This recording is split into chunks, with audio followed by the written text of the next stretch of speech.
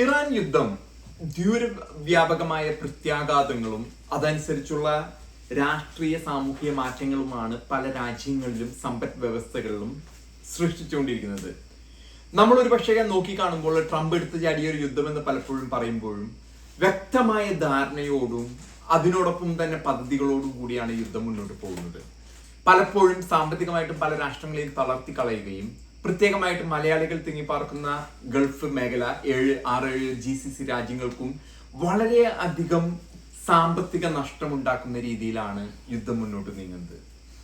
മറ്റൊരു കാര്യം നമ്മൾ നോക്കി കാണേണ്ടത്, എന്തുകൊണ്ടാണ് ഈ യുദ്ധം ഇതുപോലെ നമുക്ക് അറിയാവുന്നതുപോലെ ഒരു പക്ഷേ ഈ യുദ്ധത്തിനെ നമ്മൾ നോക്കിക്കാണുമ്പോൾ ഇറാനെ കഴിഞ്ഞ 50 വർഷത്തോളം ഏകദേശം ഒരു നൂറ്റാണ്ടോളം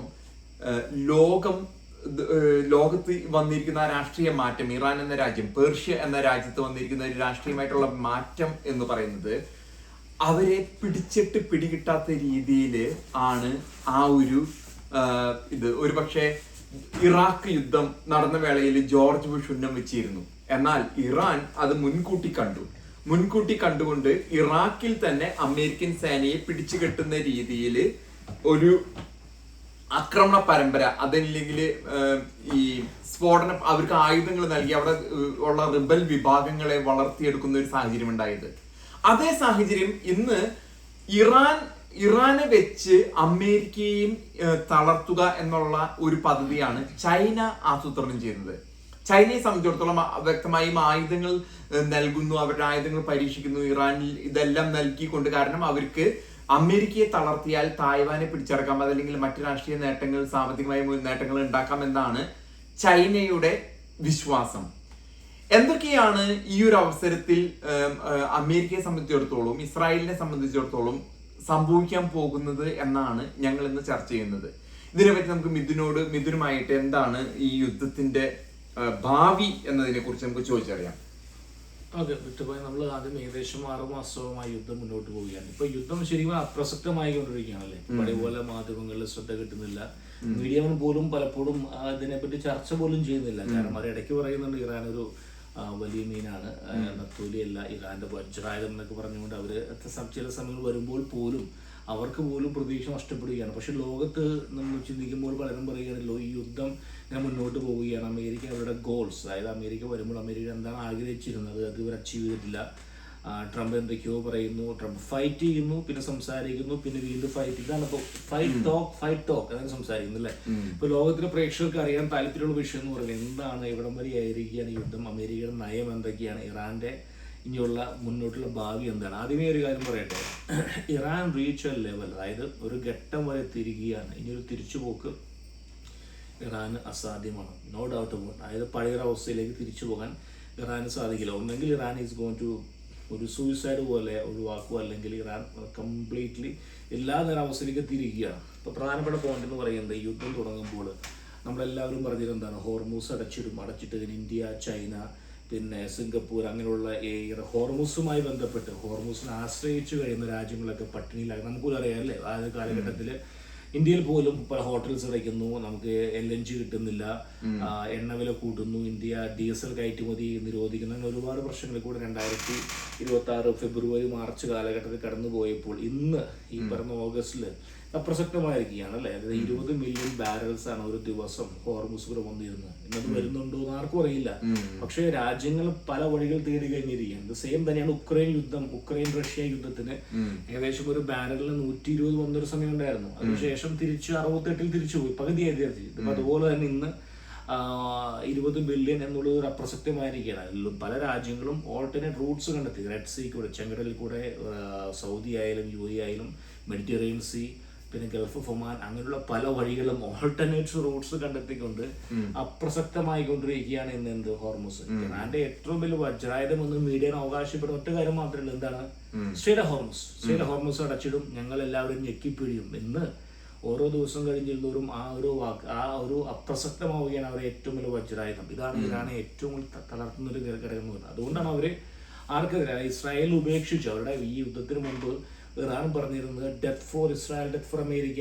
ഇന്ന് അവരത് മാറ്റി. ഇന്ന് അവരെന്താ പറയുന്നത്, death four Saudi, death four UAE. ശരിയല്ലേ? അത് അയച്ചിരിക്കുന്നത് മൊത്തം അവർക്ക്. കാരണം എന്താണെന്ന് വെച്ചാൽ ഓൾട്ടർനേറ്റ് റൂട്ട്സ് ആരാ കണ്ടെത്തുന്നത് സൗദിയാണ് കണ്ടെത്തുന്നത്. അതോടൊപ്പം തന്നെ ഇവരാരാ കണ്ടെത്തുന്നത്, UAE.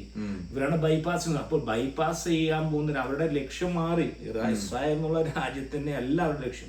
ലക്ഷ്യം എന്ന് പറയുന്നത് ഈ പറയുന്ന സൗദിയും അല്ലെങ്കിൽ അത് തന്നെ തെളിയിക്കുകയാണ്. They are living.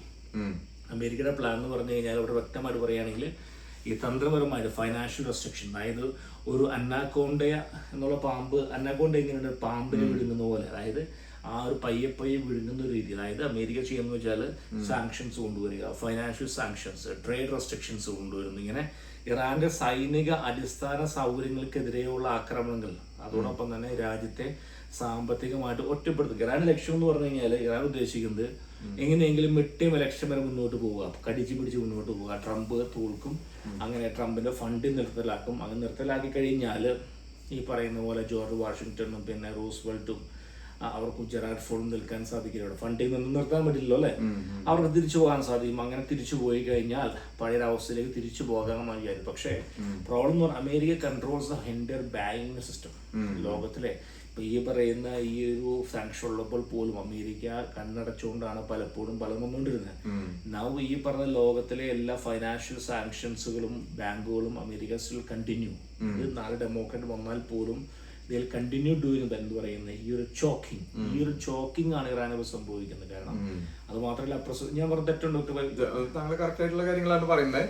ഇതിൽ നമ്മൾ മനസ്സിലാക്കേണ്ട ഒരു കാര്യം, താങ്കൾ പ്രതിപാദിച്ച ഒരു വിഷയം എന്ന് പറഞ്ഞത്, അതായത് ഗൾഫ് മേഖലകളിലുള്ള ആ ഒരു ഹോർമസ് കടലിലേക്ക് കടന്നു പോകുന്ന ആ ഒരു വളരെ ഇടുങ്ങിയ ഒരു പാത, ആ പാതയിൽ നിന്നും സൗദി അറേബ്യ 1700 കിലോമീറ്റർ ദമാമിൽ നിന്ന് യംബു പോർട്ട് വരെയാണ് എണ്ണ എത്തിച്ചിട്ടാണ്. ആ പൈപ്പ് ലൈൻ ഉണ്ട്, ബൈ റോഡും കടത്തിയിട്ടാണ് അവർ കൊണ്ടുപോകുന്നത്.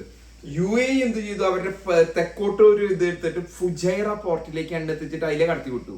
ഇത് രണ്ടും ഇറാനേറ്റ കനത്തൊരു തിരിച്ചടി. യുദ്ധത്തില് ആ ചോക്ക് ഹോൾഡിലിട്ട് പിടിക്കാം, ലോകത്തെ പിടിച്ച് ഞെരുക്കാമെന്ന് സ്വപ്നം കണ്ട ഇറാന് സംഭവിച്ചത് സൗദി ഇപ്പുറത്തോടെ വെക്കണ്.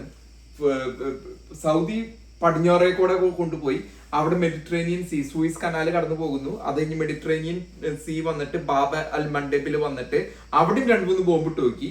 അവിടെ ഹൂത്തികളെ ഇറക്കി വിട്ടു നോക്കി, അവിടെയും ഇട്ട് പിടിക്കാൻ പറ്റിയില്ല. ഫുജൈറയിൽ 2-3 ബോംബ് ഇട്ടു. ഇതാണ് UAE-നൊക്കെ ചെയ്തത്. അതുകൊണ്ട് എന്തുണ്ടായി, ഈ പറഞ്ഞ സൗദി അറേബ്യയും UAE-യും നേരെ പോയിട്ട് ഇസ്രായേലായിട്ട് കൂട്ടുകെട്ടാവും ചെയ്ത്. അത് ഇറാന് പണിയും കിട്ടി. കാരണം ഈ കക്ഷത്തിലിരിക്കുന്നത് ഇരുന്ന സുന്നി രാജ്യങ്ങൾ കയ്യിൽ നിന്ന് പോകുകയും ചെയ്തു. ഉത്തരത്തിൽ കയറി പിടിക്കാൻ പോയത് കിട്ടിയില്ല എന്നുള്ളൊരു സ്ഥിതിയാണ്. ഉത്തരത്തിലുള്ളത് കിട്ടിയില്ല എന്ന് പറഞ്ഞത് ഉത്തരത്തിലേക്ക് കൈയെത്തിച്ച് പിടിക്കാൻ നോക്കിയത് 2023 ഒക്ടോബർ 7-ാം തീയതി അവിടെ കയറി അടിച്ചു. അടിയുടെ ആസൂത്രണം മൊത്തം പാളി. ഹസ്ബുള്ളിയും പോയി, ഹൂത്തിയും പോയി, ഹമാസും പോയി, പ്രസിഡന്റുമാരും പോയി, ഖുമേനിയും പോയി. ഇപ്പൊ എന്തായി സ്ഥിതി? ഇന്ന് നടക്കുന്നത് അങ്ങോട്ടും ഇങ്ങോട്ടുള്ള ഈ ട്രംപിന്റെ നവംബറിന് പിടിച്ചു കെട്ടാം എന്നുള്ള ആ ഒരു സ്വപ്നം അത് നടക്കുമോ എന്നുള്ളത്. കാരണം ഒരു പക്ഷേ ട്രംപിന് രാഷ്ട്രീയമായിട്ട് അമേരിക്കയിൽ തിരിച്ചടി കിട്ടുക തന്നെ ചെയ്യും. ഇരുന്നാൽ കൂടി ട്രംപിനെ സംബന്ധിച്ചിടത്തോളം ഡെമോക്രാറ്റ് ഒബാമയുടെ പാർട്ടിക്കാർ വിചാരിച്ചു കഴിഞ്ഞാൽ പിടികിട്ടുന്ന ഒരു സാധനമല്ല ട്രംപ് അത് എക്സിക്യൂട്ടീവ് ഓർഡർ വഴി എല്ലാ ഓർഡറുകളും കോർട്ടിൽ നിന്ന് തിരിച്ചു വന്നാൽ എക്സിക്യൂട്ടീവ് യുദ്ധം ആണെന്നും പറഞ്ഞ് ട്രംപ് അവിടേക്ക് ഇറങ്ങാൻ ട്രംപിന് വേണ്ടത് നേടിയെടുക്കും.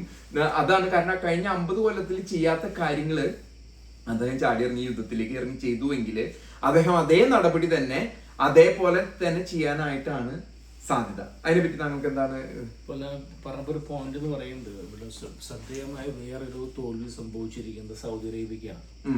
ഇപ്പോൾ സൗദി അറേബ്യക്കാണ് ഇപ്പോൾ ഏറ്റവും വലിയ വെല്ലുവിളി. ഇപ്പൊ ഇസ്രായേലിന്റെ വെല്ലുവിളി, ഇറാനെ കൊണ്ടുള്ള വെല്ലുവിളി സൗദിക്കാണ്. കാരണം അവരുടെ ഈ പറയുന്ന തങ്ങളുടെ പൈപ്പ് ലൈൻ എന്ന് പറഞ്ഞാൽ വളരെയധികം ഇറ്റ്സ് വെരി ഡേഞ്ചറസ്. അതായത് ഹോർമോസിനേക്കാളും ഉപരിയാണ് പൈപ്പ് ലൈൻ. വളരെ വെല്ലുവിളി നേരിടുന്ന സംഭവമാണ്. അമേരിക്ക ടോൾ വെരി ക്ലിയർലി, അതായത് we are not going to give support for you. നിങ്ങൾക്ക് വേണ്ട ആഭ്യന്തര സുരക്ഷയ്ക്ക് വേണ്ട ഒന്നും ഞങ്ങൾ തരാൻ പോകുന്നില്ല. ഇവിടെ കെയർ അബൌട്ട് യു, അതായത് V only care about Iran. ഇറാന്റെ പേരും പറഞ്ഞുകൊണ്ട് നിങ്ങൾക്ക് സുരക്ഷ നൽകാൻ ഞങ്ങൾ തയ്യാറല്ല എന്ന് വ്യക്തമായ ആരോട് പറഞ്ഞിരിക്കുകയാണ് MPS. അതുകൊണ്ടാണ് MPS എന്ന് പറയുന്നത് സ്വന്തം നിലയ്ക്കുള്ള ഈ ഒരു പാകിസ്ഥാനെ കൂട്ടുകിട്ടുന്നു. അങ്ങനെ he's trying to get some people. അതാണ് ഈ പറഞ്ഞ നയം നടക്കുന്നത്. അപ്പൊ അതുകൊണ്ട് ഈ മധ്യപൂർവേഷ്യയിൽ അമേരിക്കയുടെ ലക്ഷ്യം എന്ന് പറയുന്നത് ഒരു പക്ഷേ സുന്നി ദേശം വിചാരിച്ചു കാണുമായിരിക്കും അമേരിക്ക വിൽ സേവേഴ്സ്, അല്ലെങ്കിൽ അമേരിക്ക നമ്മളെ രക്ഷപ്പെടുത്തുന്നതിനോ. അമേരിക്കയുടെ നയങ്ങളുണ്ട്. അപ്പൊ അതുകൊണ്ട് ഇപ്പോൾ സാറ് പറഞ്ഞ പോലെ സുന്നി ദേശങ്ങളുടെ ഒരു വലിയൊരു അവർക്ക് ഇനി നിലനിൽപ്പ് എനിക്ക് തോന്നുന്നില്ല. It's very danger for them. കാരണം പാകിസ്ഥാനായാലും തുർക്കിയെ രക്ഷപ്പെടുത്താൻ പോകുന്നില്ല. ഇപ്പോൾ സാറ് പറഞ്ഞ പോയിന്റ് ട്രംപിന്റെ ലക്ഷ്യം എന്ന് പറയുന്നത്, ഇപ്പൊ ട്രംപ് നാളെ മാറിയാൽ പോലും, ട്രംപിനറിയാൻ മാറിയാൽ പോലും ഈ ഒരു നയങ്ങളായിരിക്കാം വരാൻ പോകുന്ന അമേരിക്കൻ ഭരണകൂടം മുന്നോട്ട് കൊണ്ടുപോകും തീർച്ചയായിട്ടും. കാരണം റൂൾ ബൈ എനിബഡി. പക്ഷെ ഇതുപോലെ തന്നെ GCC രാജ്യങ്ങൾക്ക് ഒരു പുറകോട്ട് നടപ്പ്. കാരണം അവര് സിവിലൈസ്ഡ് നേഷൻസ് ആയി. പണ്ടത്തെ പോലെ 1400 വർഷം മുമ്പുള്ള വിശ്വാസവും മതവും കൊണ്ട് നടക്കുന്ന ഒരു രാജ്യങ്ങളിൽ നിന്നും മാറി വികസനം, ഇന്ന് അമേരിക്കയെക്കാളും കൂടുതൽ AI-യും ഡാറ്റാ സെന്ററുകളും വരാൻ പോകുന്നത് ഖത്തറിലും UAE-യിലും ഒക്കെയാണ്. അപ്പൊ അവർക്ക് ഇനി പിന്നോട്ട് നടക്കല്, ഇറാൻ പറയുന്നത് നിങ്ങൾ പിന്നോട്ട് പോവാ, നിങ്ങളുടെ പണ്ടത്തെ സാഹചര്യങ്ങളിലേക്ക് പോകാം എന്നുള്ളത് നടക്കില്ല. അവിടെ വികസനം മുന്നോട്ട് പോകുക തന്നെ. താങ്കൾ പറഞ്ഞ ആ ഒരു ഇപ്പൊ ഉണ്ടായിരിക്കുന്ന സാമ്പത്തികമായ മന്ദിപ്പ്, അവരുടെ ദശലക്ഷക്കണക്കിന് കോടിക്കണക്കിന് ഡോളറാണ് അവരുടെ കയ്യിലിരിക്കുന്നത്. അവര് അത് പിന്നെ യുദ്ധം വിലയിട്ട് വാങ്ങും. അതുകൊണ്ടാണ് ഇപ്പൊ UAE ഒക്കെ ഈ ഇസ്രായേലിൽ നിന്നും അയൺ ഡോം വാങ്ങി നെതന്യാഹു ദുബായിൽ വന്നു. ഇന്ത്യയിൽ നിന്ന് ആകാശ് മിസൈൽസും ഇതൊക്കെ വാങ്ങാനായിട്ടുള്ള ഇതെടുത്തിട്ട് അവര് തന്നെ യുദ്ധത്തിന് ഇറങ്ങാൻ പോവാണ്. താങ്കൾ സൂചിപ്പിച്ച പോലെ അമേരിക്ക പറഞ്ഞിട്ടുണ്ട് നിങ്ങൾക്ക് വേണ്ട പലതരത്തിലുള്ള സെക്യൂരിറ്റികൾ ഉണ്ട് അതിൽ. അവരുടെ കസേര പോകാതിരിക്കാനുള്ള സെക്യൂരിറ്റികളാണ്. അതല്ലാതെ ഇറാൻ വന്ന് ആക്രമിച്ചാൽ സംരക്ഷിക്കാമെന്ന് കടലാസിൽ അമേരിക്ക എഴുതിയിട്ടുണ്ടെങ്കിൽ അത് ചെയ്തു കൊടുക്കും. അതല്ലാതെ ഇറാൻ വന്നിരിക്കുന്നത് ഇവരുടെ പലരുടെയും സൗഹൃദ രാജ്യമായിരുന്നു ഇറാൻ. അന്ന് ഇറാനെ നശിപ്പിക്കാൻ ഇവരുണ്ടായിരുന്നില്ല. ഈ കഴിഞ്ഞ 50 വർഷം അമേരിക്കയിലെ പ്രസിഡന്റുമാരും ഇവരും ഉണ്ടായിരുന്നില്ല. ട്രംപും ഇസ്രായേലും കൂടി ഇറങ്ങിയപ്പോ ഇവർക്ക് ആഗ്രഹം വന്നു. കാരണം അവിടെ വളർന്നു വരുന്ന ബോംബുകളും മിസൈൽ സിറ്റികളും ന്യൂക്ലിയർ ബോംബുകളും ഒരു ദിവസം ഇവരുടെ അടുത്തേക്ക് തന്നെ വരുന്നുള്ളത് ഇവർ മനസ്സിലാക്കിയിരുന്നില്ല. അതാണ് സംഭവിച്ചത് എന്ന് വേണം മനസ്സിലാക്കാനായിട്ട്. ഇത് പറയാനെന്ന് പറയുന്നത് ജൂതന്റെ ബുദ്ധിയാണ്. ജൂതന് വളരെ വ്യക്തമായിട്ട് അറിയാം. അതായത് ഈ സ്ട്രേറ്റ് ഹോർമുസിൽ ഡിപ്പെൻഡ് ആയി നിൽക്കുന്ന രാജ്യങ്ങൾ ആരൊക്കെയാണ്? സുന്നി ദേശങ്ങളാണ്. ഇറാൻ ഇളക്കി കഴിഞ്ഞാൽ അല്ലെങ്കിൽ ഇറാന്റെ പ്രാധാന്യം നഷ്ടമാകുന്ന അവസ്ഥ വരുമ്പോൾ ഇറാൻ ആർക്കായിരിക്കും പണിയെടുക്കാൻ പോകുന്നത്? സുന്നി ദേശങ്ങളായിരിക്കും. കാരണം അത് വളരെ വ്യക്തമായ ജൂതന്റെ ബുദ്ധിയാണിത്. ജൂതൻ തന്ത്രപൂർവ്വം കളിച്ചുകൊണ്ടാണ് ഈ ഒരു കളിയിൽ പാവപ്പെട്ട സുന്നി ദേശങ്ങൾ വീണുപോയിരിക്കുകയാണ്. കാരണം വീണുപോയി ഇതിലേക്കൊക്കെ ഈ സുന്നി രാഷ്ട്രങ്ങളെ കൊണ്ട് ചാടിച്ചത് ഷിയ രാജ്യമായ ഇറാനാണ്. ഈ ഇത്ര തീവ്രവാദത്തിനെ ഇളക്കി വിട്ട് ISIS-നും അൽഖ്വയ്ദയൊക്കെ ഇല്ലാതാക്കുന്ന രീതിയിൽ എത്തിച്ചു.